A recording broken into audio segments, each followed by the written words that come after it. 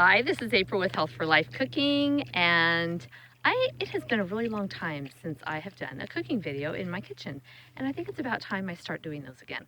So I think that's going to be my New Year's resolution, is to do more cooking or do some cooking videos and do more recipes, posting recipes to my website and just getting out there more with my stuff. So, and that's the topic of my video tonight, is more.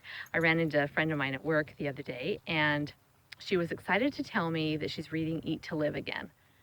And Eat to Live is a book by Dr. Joel Fuhrman. He's one of my favorite nutrition experts, and he has the Nutritarian diet style or lifestyle. Anyway, she told me, she says, I am reading Dr. Fuhrman's book again, Eat to Live. She says, and I think I'm going to do the 6-week plan. And I said, don't do the 6-week plan, do the lifelong plan. Commit to this for life. And she kind of chuckled and rolled her eyes. She says, oh, but I just don't think I can give up meat. And I said, don't give up meat. I said, it's not about giving up.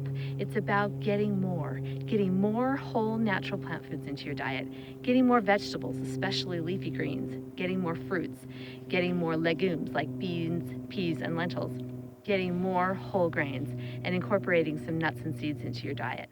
That's what it's about, is to getting more of these high nutrient plant foods that are so good for your body.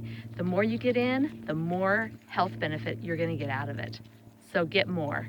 And that's my message tonight, and it's my message in my cooking classes, which will be coming up here in October and November through Dixie State Community Education. That's ce.dixie.edu if you want more information. My classes are called The Healing Power of Plant Foods, and I would love to see you there. So until next time, this is April with Health for Life Cooking, wishing you the very best of health for the rest of your life.